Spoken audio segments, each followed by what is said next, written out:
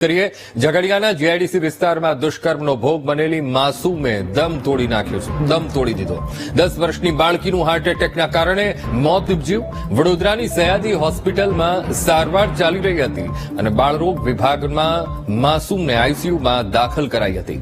છેલ્લા 6 દિવસથી બાળકી સારવાર લઈ રહી હતી. 3.25 કલાકના ગાળામાં 2 વખત કાર્ડિયાક એરેસ્ટનો હુમલો થયો અને બપોરે 5:15 વાગે ફરીથી આવેલા હાર્ટ એટેક બાદ બાળકીએ દમ તોડ્યો છે. આજે બપોરે 2 વાગે એના પર બાળકી પર કાર્ડિયાક એરેસ્ટનો પહેલો હુમલો આવ્યો, જેથી બાળકની સ્થિતિ એકદમ ગંભીર બની ગઈ.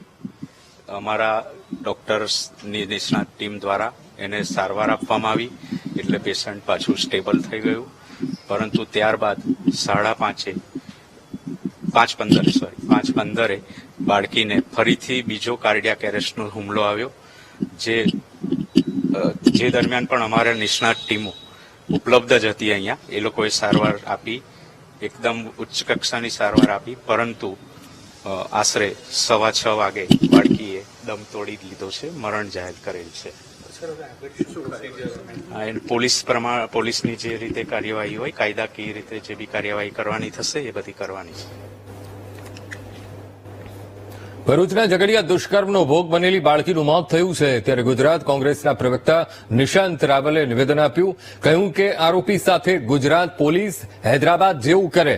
ગુજરાત પોલીસ 30 દિવસમાં બાળકી અને તેના પરિવારને ન્યાય ન અપાવ્યો અને ન્યાય ન અપાવી શકતી હોય તો હૈદરાબાદ વાળી કરે. આ પ્રકારનું નિવેદન આપ્યું અને વધુમાં કહ્યું કે ગુજરાતમાં કાયદો અને વ્યવસ્થાની પરિસ્થિતિ કથળી છે. ગુજરાત પોલીસનો આરોપીઓમાં ખૌફ નથી રહ્યો. ગુજરાતની ધરતી પર દીકરીઓ અને મહિલાઓ સુરક્ષિત નથી. કહ્યું કે આરોપીને ગુજરાત પોલીસ વહેલી તકે સજા આપે. પ્રથમ તો અહીંયા કોઈ રાજકારણની કે રાજકીય પાર્ટીની વાત હોય જ ના શકે, કારણ કે 10 વર્ષની બાળકી ઉપર જે રીતે આ અપરાધ થયો, જે રીતે એની સાથે દુષ્કર્મ થયો, જે રાક્ષસે આ દુષ્કર્મ કર્યો, દરેક ગુજરાતીના આંખમાં આજે આંસુ છે. ખાસ કરીને જ્યારે બાળકીની સારવાર વડોદરામાં થતી હોય ત્યારે વડોદરાની 25 લાખની જનતામાં મીડિયાના માધ્યમ દ્વારા જેવા ન્યૂઝ ગયા, તમામની આંખમાં આંસુ છે.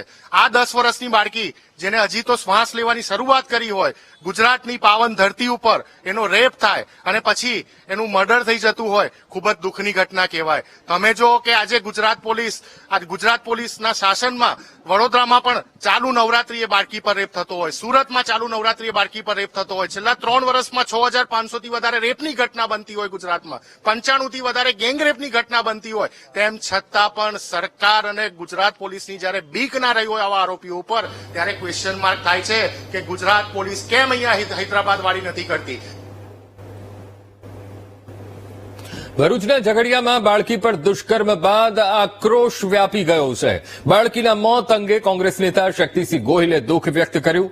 કહ્યું કે આ દુઃખદ ઘટનાના સમાચાર મળ્યા અને આજે સુરતમાં જાહેર સભામાં મેસેજ મળતા 2 મિનિટનું મૌન પાળ્યું. જે રાક્ષસ કામ ના કરે તેવું કૃત્ય કરવામાં આવ્યું હતું આ બાળકી સાથે. વધુમાં કહ્યું કે ગુજરાતમાં 1 વર્ષમાં 169 જેટલી દીકરીઓ પર દુષ્કર્મની ઘટના બની. આ બાબતે ચિંતન કરવું જરૂરી અને આ બાબતે મારે કોઈ રાજકારણ કરવું નથી.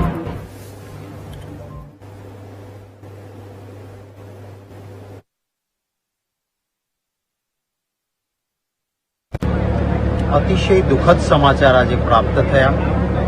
ઝઘડિયા ખાતે જે એક નાની કોમળ ફૂલ જેવી બાળકી સાથે બળાત્કાર અને પછી જે અમાનવીય અકૃત્ય થયું હતું, કે દીકરી જીવન મરણ વચ્ચે ઝોલા ખાતી હતી, આજે મૃત્યુ સામે હારી ગઈ અને એનું જે દુઃખદ અવસાન થયું છે, ત્યારે કોંગ્રેસ પક્ષ વતી અને અંગત રીતે દિલસોજી પાડવું છું, એમના દુઃખમાં સહભાગી થઈએ છીએ. આ ખબર મળ્યા ત્યારે સુરતની જાહેર સભામાં અમે પહોંચ્યા હતા. અમારી જાહેર સભામાં ખબર મળ્યા એટલે કાર્યક્રમમાં ફુલહાર વિધિ, સ્વાગત વિધિ સંપૂર્ણ બંધ રાખી વિશાળ સંખ્યામાં જે જનસભામાં એકત્રિત થયા હતા, એ સૌએ મૌન પાળીને આ કુમળી દીકરીના આત્માના શાંતિ માટે પ્રાર્થના કરી. કોઈ રાક્ષસ પણ જેવું ન કરી શકે એવું આ કૃત્ય થયું છે.